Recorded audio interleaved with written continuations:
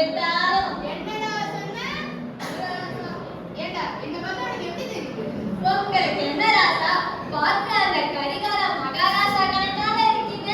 பாருங்க இங்க உள்ள பொண்ணுங்க எல்லாம் உங்களை தான் காதலோட பாக்குறாங்க. ஏண்டா கரிகாலன் சொல்ற காதலை பத்தி பேசுறியேடா? ஏன் ராசா அவருக்கு காதல் கதை இல்லையா என்ன? சொல்லுங்க ராசா சொல்லுங்க. அதை நான் சொல்றதை விட அவங்க சொல்றதே நல்லா இருக்கும். கேட்கலாம் வாங்க.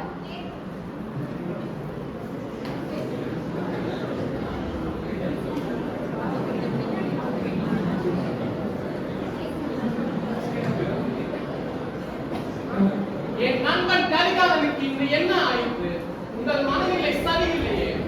எப்பொழுதும் போரில் வெற்றி பெற்று கருவூலத்தின் கூட்டை எப்படி உடைக்கலாம் என்று துடிக்கும் உங்கள் மனதில் என்னை பூட்டி வைத்துள்ளீர்கள்.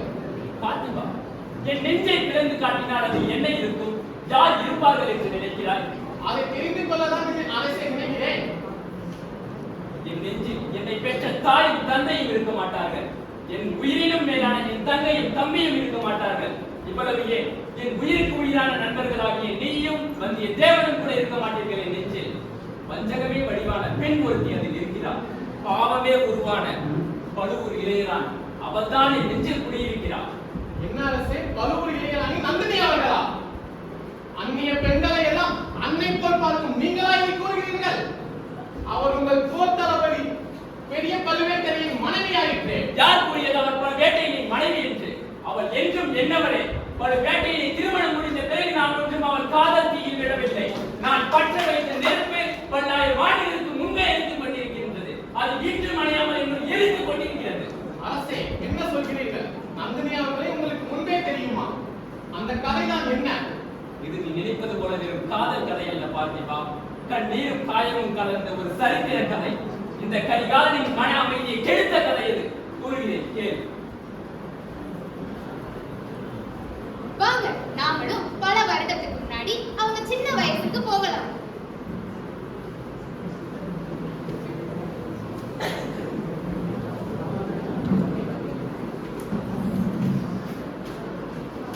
அண்ணா, இங்கு பாருங்கள் எனது ஓடம் எவ்வளவு தூரம் செல்லும் என்று.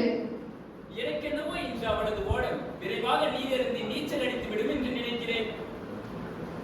அண்ணா, இங்கே பாருங்கள், நீங்கள் கூறியவாறே ஆகியிருக்கிறார். எப்பொழுதும் என்னையே கேள்வி செய்கிறீர்கள். நான் பாட்டியிடமே சொல்கிறேன். பாட்டி, ராஜமாதம் செம்பியன் மாதேவி அவர்களை வணங்குகிறேன். பாண்டிய நாட்டிலிருந்து அடைக்கலம் தேடி வந்துள்ளோம். நீங்கள் ஒன்றும் கவலை கொள்ளாதீர்கள். இந்த சோழ தேசம் என்றும் உங்களுக்கு அடைக்கலம் வழங்கும். பாண்டிய மண்ணிலிருந்து இந்த சோழ தேசம் தஞ்சம் புக வந்திருக்கிறீர்கள். இந்த சோழ தேசம் உங்களுக்கு அடைக்கலம் தரும். இங்கு வா குழந்தாய். உன் பெயர் என்ன? நந்தினி. பாட்டி, என்ன குந்தவை? அண்ணன் என்னை கேலி செய்து கொண்டே இருக்கிறார். நீ ஒன்றும் கவலை கொள்ளாதே. இந்த பெண்ணை பார், இவள் தான் நந்தினி. இன்னும் சிறிது காலம் இங்குதான் தங்கி இருக்க போகிறாள். இனி உன்னுடன் விளையாட அந்த வாளேந்தி இரு முரடர்களும் தேவையில்லை. சரி பாட்டி. அண்ணா, பாட்டி என்னை அந்த பெண்ணுடன் விளையாட சொல்கிறார். அவள் முகத்தை பார்க்கவே கோட்டான் முகம் போல இருக்கிறது. அவள் முகத்தை பார்க்கவே எனக்கு சிரிப்பு வருகிறது. அப்படியா? ஆனால் என் கண்களுக்கு என்னவோ அவள் மிகவும் அழகாகத்தான். அவளா? அவள் அழகா? அக்கா, உங்கள் கண்களில் ஏதோ நோய் உண்டாகிறதா? ஆம் அருண்மொழி. அது கண்களில் உண்டான நோய் அல்ல, அவள் மனதில் உண்டான நோய். அதுவும் பொறாமை என கூறப்படும் கொடிய நோய் அது. பொறாமையா? அவள் மீதா?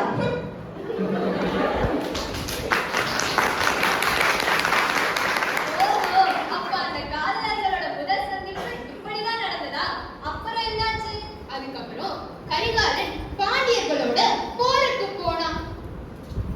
மறுபக்கம் நந்தினியும் குந்தவையும் நல்ல தோழிகளாக மாறினாங்க.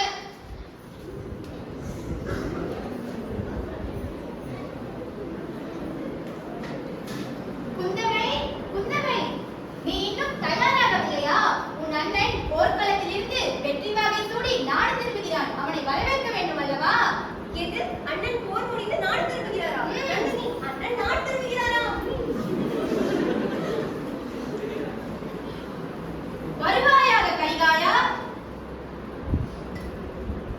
வணங்குகிறேன் மகாராணி. வெற்றியோடு வாழ்வாயாக. இன்று உன் புகழ் அந்த கடல் காற்று கடந்து கார்மேகம் வரை சென்றுள்ளது. இந்த சோழ தேசம் என்றும் உன் புகழ் பேசும். உள்ளே வா கரிகாலா. அண்ணா, என்னது, என் அன்பு தங்கை இவ்வளவு வளர்ந்து விட்டாளா? ஆச்சரியமாக இருக்கிறது. ஆமாம், யார் இந்த பெண்?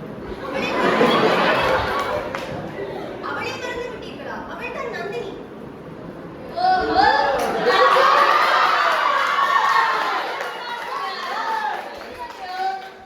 அனைவரும் நோக்கி விட்டார்களே. ஆமா, அவங்க காதல் கதை இப்பதான் கொஞ்சம் கொஞ்சமா ஆரம்பிச்சது. ஆனா அதை எல்லாரும் பார்த்துட்டாங்களே, இப்பதான் பிரச்சனையே.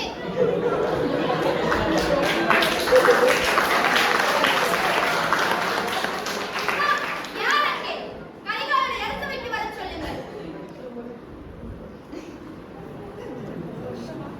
வணங்குகிறேன் மகாராணி. வருவாயாக கரிகாலா. தாங்கள் என்னை அழைத்ததற்கான காரணம்? இப்பொழுதெல்லாம் நீ அரசவைக்கு அழைத்தால் மட்டுமே வருகிறார். இல்லையே அந்தப்புறத்திலேயே நேரத்தை செலவிடுகிறார். அப்படியெல்லாம் ஒன்றுமில்லை மகாராணி. நீ அனுதினமும் அந்தப்புறத்திலேயே இருப்பதற்கு காரணம் உன் தங்கையுடன் நேரம் செலவிடுவதற்காகவா இல்ல அந்த மங்கைக்காகவா? கரிகாலா, நீயோ இந்த பரந்த சோழ பேரரசின் வருங்கால அரசன். ஆனால் அந்த சந்தினி சாதாரண ஒரு அர்ச்சகரின் மகன். அது என்றும் நினைவிருக்கட்டும். ஆனால் மகாராணி, நீ செல்லலாம். நிறுத்துங்கள். ஏன் என்னை கண்டாலே புலியை கண்டு ஓடும் மாடை போல் பயந்து ஓடுகிறார்? அப்படியெல்லாம் ஒன்றுமில்லை அரசே. அந்த நிலவை தான் பிடித்து ஆதவனின் ஒளியை அதனுள் அடைத்து முகவென்று கம்மன் படைத்து இந்த பூமியிலே நடமாட விட்டார்.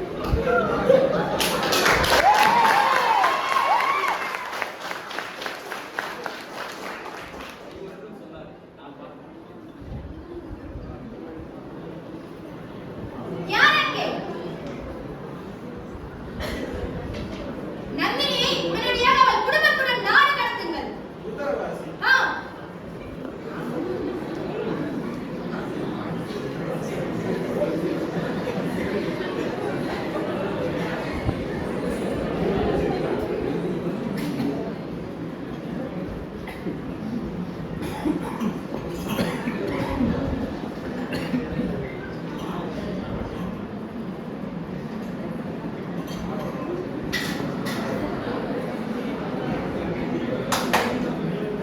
உங்களையும் உங்கள் குடும்பத்தையும் நாட்டை விட்டு நாடு கடத்தும்படி அரசின் ஆணை. என்னது? அரசு நாணையா? என்ன தவறு செய்தோம் என்று தெரியவில்லையே. அரசின் கடலை அல்லவா கேட்டுதான் ஆக வேண்டும். இடம்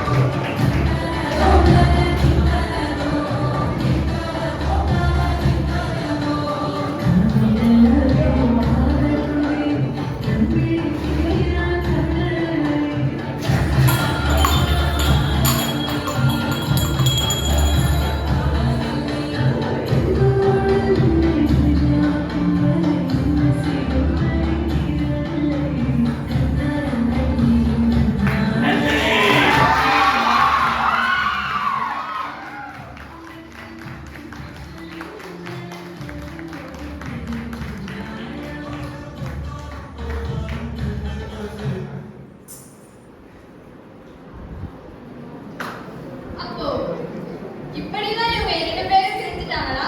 மறுபடியும் அவங்க பார்த்தாங்களா இல்லையா? ஆமா, அவங்க இப்படிதான் பிரிஞ்சாங்க. அதுக்கப்புறம் எப்ப பார்த்தாங்கன்னா மறுபடியும் கரிகாலன் வீரபாண்டியனோட போருக்கு போனாரு. ஐயோ, அப்புறம் என்னாச்சு? அந்த போர்ல வீரபாண்டியன் தப்பி ஓடிட்டாரு. அவரை தேடுற பணியில அனைவரும் இருந்தாங்க. அப்போதான் மீண்டும் கரிகாலன் நந்தினியை சந்திச்சாரு. நீயா இது? என் கண்களில் இருந்து காணல் நீராக மறைத்து போனாயே. ஏய், எனக்கு இந்த அரசு அதிகாரம் போர் புகழ் எதுவும் தேவையில்லை. நீ மட்டும்தான் நந்தினி வேண்டும். வா என்று. வேண்டாம் அரசே, என்னை தொந்தரவு செய்யாதீர்கள். எனக்கு காதல் மீது எந்த ஈடுபாடும் இல்லை. ஆனால் நந்தினி, வந்துவிடு என்னுடன். அரசே,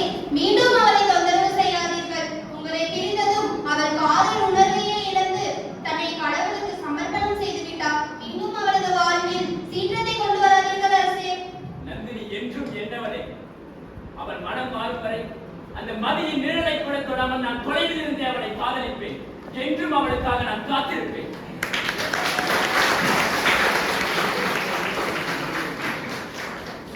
அப்போ தூரத்திலிருந்தே நான் காதலிச்சாரா கரிகாலன்? ஆமா, ஒரு நாள் சொன்னதை மீறி கரிகாலன் நந்தினிய பார்க்க போக அன்னைக்குதான் உண்மையான காதல் யுத்தமே தொடங்குச்சு.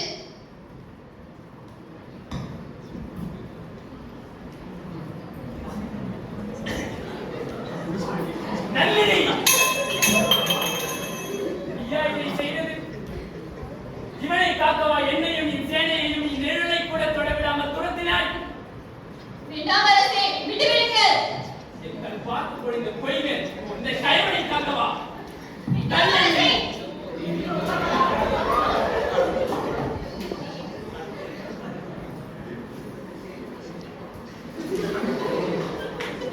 என் மண்ணை பிடிகளான என் மண்ணை என்னிடமிருந்து பறிக்க துணிந்தாய். நான் அதை கூட பொறுத்துக் கொண்டேன். ஆனால் என் அன்புக்குரியவரான என்னவளையே என்னிடமிருந்து பறித்து விட்டாயடா. மடிந்து விடு பாண்டியா.